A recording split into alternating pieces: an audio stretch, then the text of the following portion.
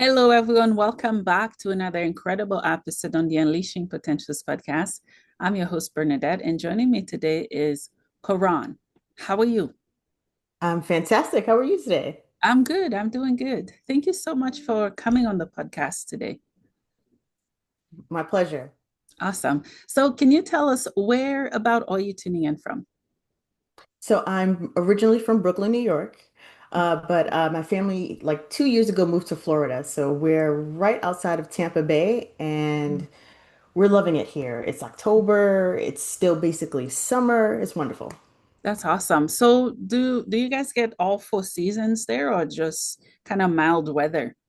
What 4 seasons? No. Um, That's where Yeah. I need to move because I'm in Canada. It's cold. Mm. It's really cold. Yeah, yeah. That's Sounds awesome though. Yeah. So Karan, can you tell us more about you, your story, and what is it that you do and how do you do it? Sure. So, my name is Kharron Alderman, and what I do is I work with women and I also work with corporate organizations. And the work that I do with women is really centered around helping them feel more peace, more purpose, more passion in their lives, and really being their true selves. Because I feel like a lot of us we tend to lose ourselves along the way as we grow up. And, everything we receive from our environment, from our parents, our social leaders, school, it kind of makes us shrink. And we just start taking away pieces of ourselves and really living in a shadow. Yeah. I really want to help people get out of that and get back to who they are. Yeah, yeah, I agree. You're right. Thank you for sharing. Take me back a little bit on your journey. What made you do the work that you're doing now? Is it a personal experience or challenges you've experienced? Yes, it absolutely was from a personal experience. So, wow, almost a decade now, but like back in 2016, Mhm. I was pretty much a mess and I didn't realize it. I was newly married. I had just had my first son, and again, I was living that shadow. Now, the thing that was interesting about that time period is that if you ask anybody who knew me, it didn't really seem like anything was wrong. I was being my usual goofy self, first person to dance when the song comes on. But, internally on the inside, there was a disconnect, like something was missing. And I called that when I look back on it, I started calling it silent depression because the issue wasn't so much that I wasn't telling other people, the issue was that I didn't know, right? I wasn't self-aware. I didn't know what was going on. Yeah. So, during that time period, I had a cleaning business and I didn't know what I was doing. And I was looking for work to help make ends meet. And because I was desperate just to find any job to help us along, I ended up taking a job 2 hours away from my house. Now, if you've never done that, if you've never driven 2 hours to work, don't, That's a long time. don't do it. Yeah. It Mhm. was quite a challenge. Mhm. Um, But something amazing came out of that struggle. At the time I was like struggling to sleep and like I said, disconnected from myself. But one day I happened to be in the car on that very long drive. And honestly, to this day, I don't know what I was mad about, what I was frustrated about, but I guess I kind of threw a tantrum and I was just tired of listening to the radio. So I just cut it off. I didn't want to hear anything. I just wanted to sit in silence. And in that silence, was when I first started listening to myself. Mm. And I realized that I was in a negative thought loop. And, it was negative thoughts about myself, work, just life. And that's not the way to be, right? And a lot of people are going through that. So, from there, once I started becoming more self-aware, I took the time to actually listen to myself and make changes. I started studying, doing breath work, meditation, improving my wellness, and I lost like 50 pounds. I started doing better with my business at work, and a Mhm. lot changed for me there. And I realized that that was something I wanted to share with other people because I started to see how other people were going through something similar. Mm. So powerful. Thank you for sharing. And I love that you call it silent depression because that is exactly what it is. All of Hmm. us go through it. Some of us, it's more severe than others, but we Hmm. don't say anything. Everything looks fine. I've been through it myself. I'm probably still going through it. And I love that you surrendered to the silence because we do live in a hustling culture in society. Something's always on. Sometimes multiple things at once. The cell phone, the TV, the radio.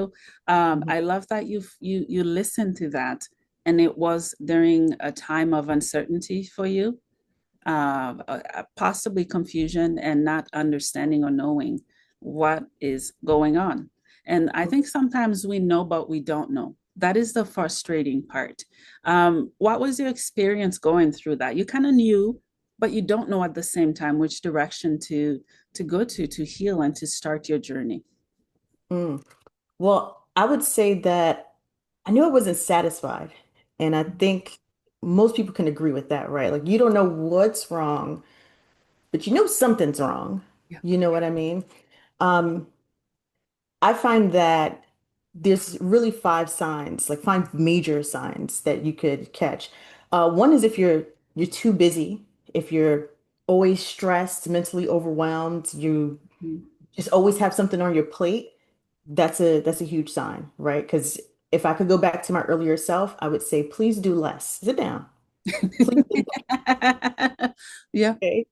Yeah, and I honestly that's something that I still have to consciously remind myself of now, right? Mhm. I need to rest. Let me take today, mentally reset, and then get back to whatever it is I'm doing. We have to do that. Yeah. Um, some other signs are, being afraid of what other people think, Yeah. always judging yourself, Yeah. living without joy, right? You kind of just going through the motions, Mhm. Mhm. kind of mundane, and you just feel like I go to work, I come home, I go to sleep, repeat, right? Yeah. That's not it. That's not how we're supposed to be living. Yeah. Yeah. It's miserable. It is. Yes. Yeah. Yes. And it's sad because some people are trapped into it. Um, Not because they don't want to get out. The getting out is hard. Sometimes they need guidance, coaching, and help. And most importantly, they need to be open, honest to themselves, which we fear ourselves. We do. Yeah. Would you say there were some stuff that helped you at the time, whether it's books or different I don't know, programs? What did you choose at the time to kind of pull you out of that situation? Actually, I could think of two books that were very helpful. One was Tony Robbins' book, Awaken the Giant Within. Mm. Amazing book. It gave me ideas and concepts about how I think that I never even considered before. It was a very big help. And because I was driving so much, I actually listened to the audiobook. And then later I bought the physical book so I could read it. Yeah. Um, Another book was The Seven Habits of Highly Effective People. I Is think that's the title. Don't quote me on it, but it's it Seven Mel Highly Robbins? Effective, something like that. Yeah. No, not Mel Robbins. It's an Oh, older book. It's by a gentleman, like an older oh, gentleman. okay. Okay. Yeah. Yeah.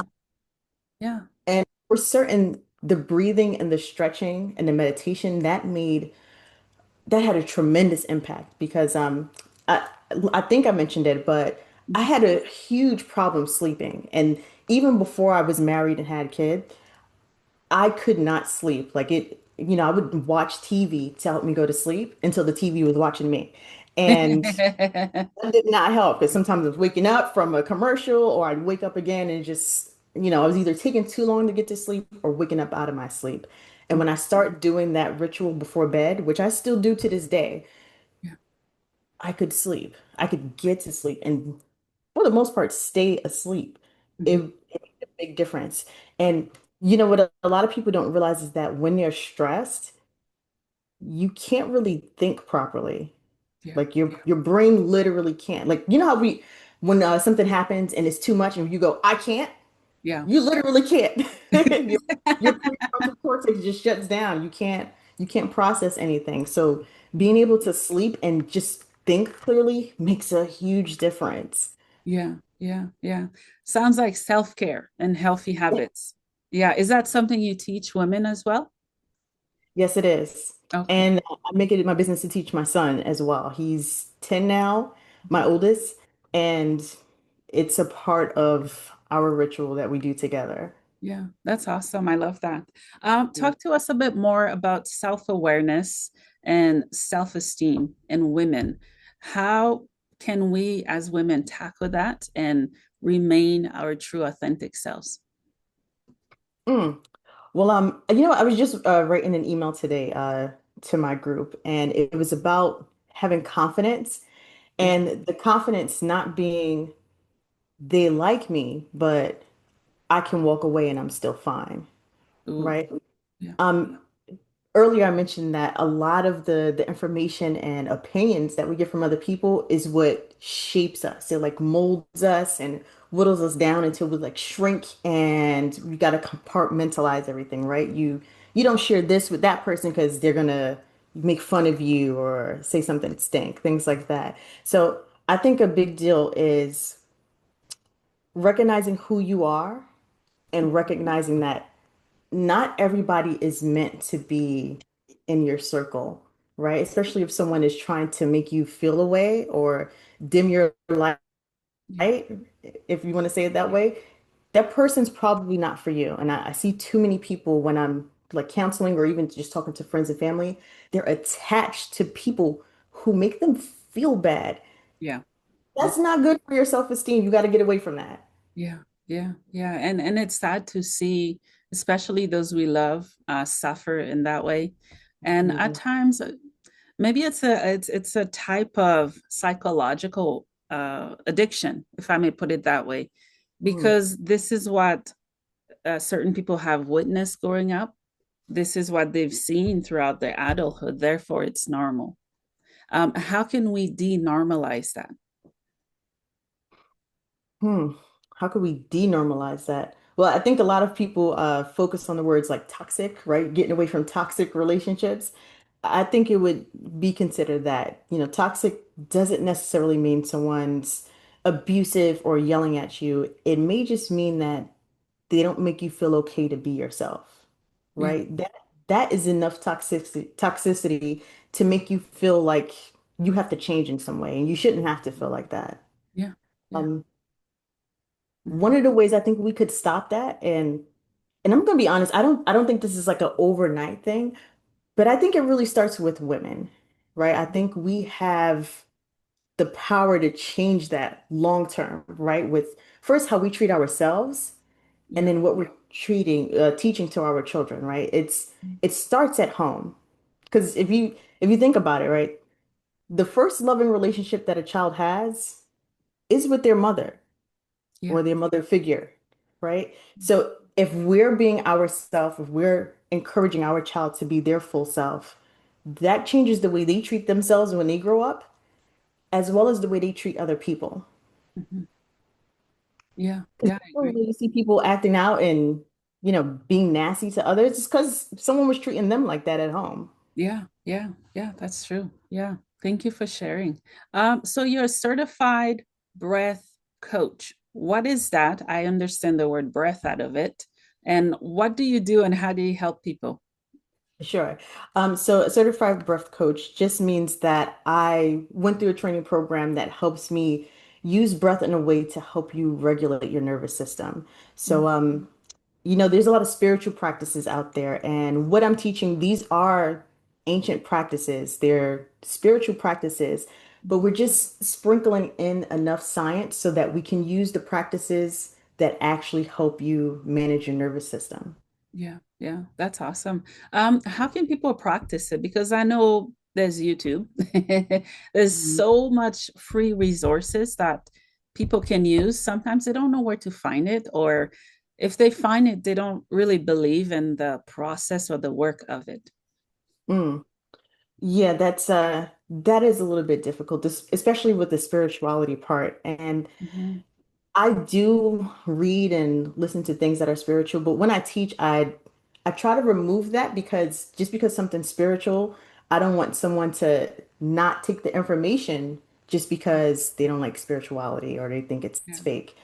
So I try to focus on as much, practical techniques as possible. Mhm. And like I said, the practices that I teach, they are science backed. So it's not just we're doing this process and we feel magical inside. It's no, we're doing this and this is exactly what it does in your body. Yeah, yeah, I agree. Yeah.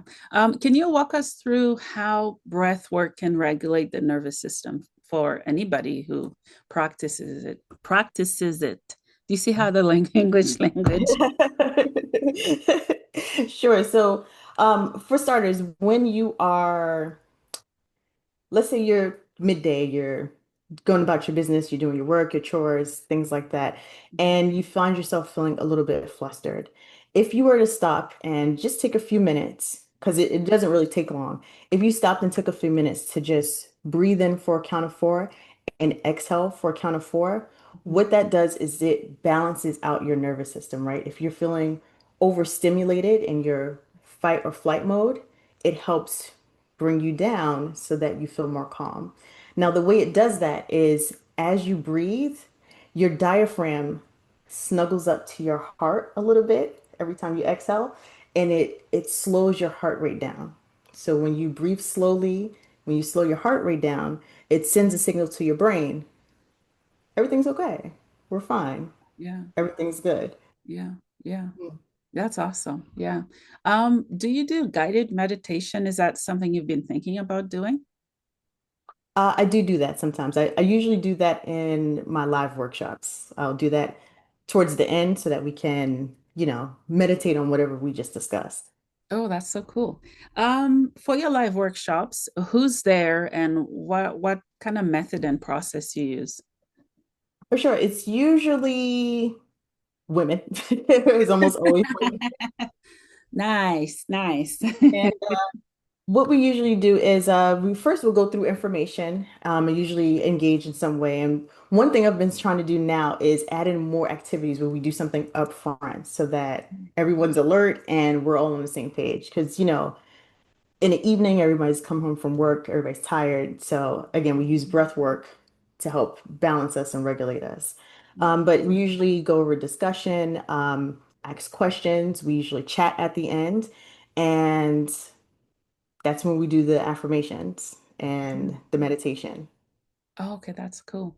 Do you think affirmations work? There's been a lot of positive things about affirmations and also not so kind. What are your thoughts? Yes. So I see, I've seen a lot of people doing that too lately. It's I guess a lot of people think it's not really practical, but Mm, the way I use it is I know that it's not magic. You know mm, what I mean? yeah. It's something that you use repeatedly. So the way our mind works, our subconscious mind is something's either going to get programmed one of two ways. Either you're going to have an emotional experience, like something super traumatic or something exciting, and then your body just remembers that and it's in your system, Mhm. or you're going to do it over and over and over so that it becomes part of your system. So again, taking some of the spirituality out of things. When you sit to meditate, when you do affirmations, it's not so that you can magically feel a certain way and then things just start happening. It's so that it can change how you think, how you feel, which changes your actions, which changes what's happening.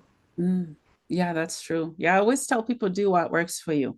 You Right. know, yeah, yeah. Not to compare because it's not a race. All of us are different. We have our own blueprint and process. Um, I tell people, hey, if it's not working for you, try something else. Don't Right. copy what other people are doing, but be curious to learn. That's the best way I can put it. Hmm. Yeah, yeah.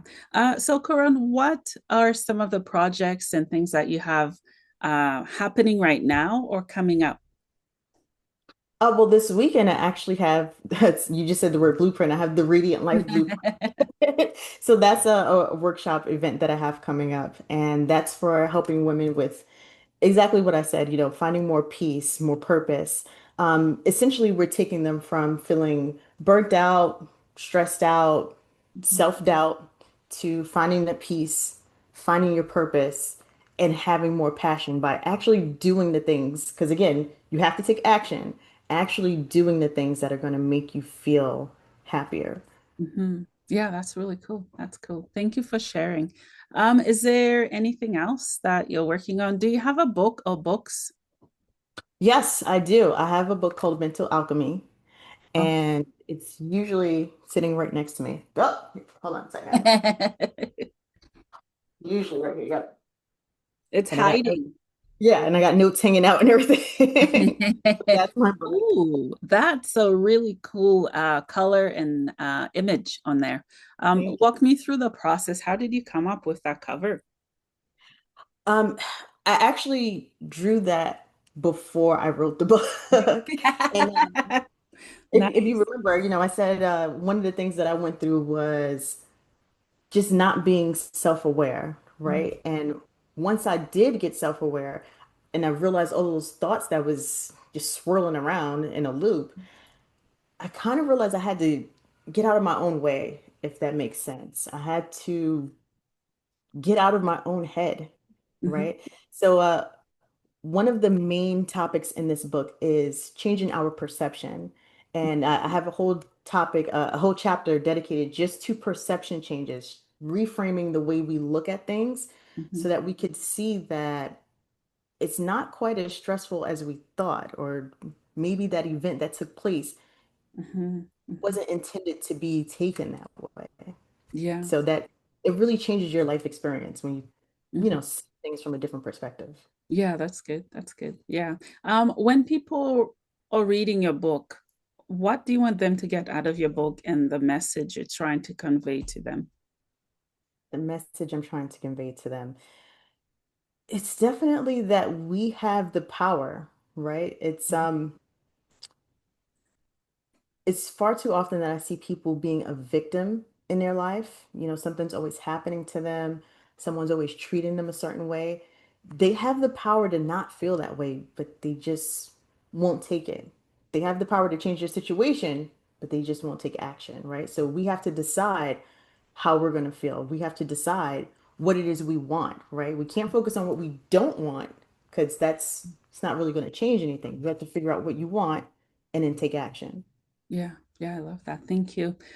Is there anything else you'd like to share with us? Else I'd like to share? No, I think we pretty much covered everything. The importance of women in society, the things that might be dimming your light. Mhm. Yeah. Awesome. So for those who are watching this specific episode, what do you want them to get out of it? What do I want them to get out of that? Be yourself. Just be Mhm. yourself. No one is stopping you. You have all the power. You have all of the control. Be your full self. Yeah, yeah, I love that. Thank you for sharing. Two questions for you as we wrap up. The first one is, what is the meaning of life for you? What is the meaning of life? Um, I think the meaning of life is we were all given a talent, a purpose, a blueprint from the creator. And I think we're supposed to come here and share that with the world. And it doesn't even matter if it's something that you just do for yourself, because if it's something you do for yourself that makes you happier, makes you treat other people better, then you are supposed to do it. So whatever it is you're interested in, your natural talent, Mhm, do mhm, it. mm. I love that. Thank you. Last question for you. Where on social media are you hanging out? Where can people find you? And where do you go live on? Where do I go live? You know what? I'm actually about to start going live next month because I honestly have Woo-hoo. Yeah, I'm on Eventbrite. I'm on Facebook and LinkedIn, and I'd be happy to share my links with you. awesome. And I'll put the any links that you share in the in this video's description. I'm also trying to go live too. It's very intimidating, daunting, and technology just gets to me. Yeah. Well, I see you have like a very interesting and like wide topic list. I'd love to go live with you because we could talk about a whole bunch of stuff. Oh yeah, let's do it. Definitely. Let's do it. Yeah. I think we've covered almost well everything. If is there anything else you'd like to share? No, I think we covered everything. Yeah. Yeah, awesome. Well, Kharron, thank you so much for blessing me with your presence. Thank you for coming on the podcast. And thank you for helping us women because we need it. Thank you. Mhm. Thank you. You're Appreciate your welcome. time. You're welcome.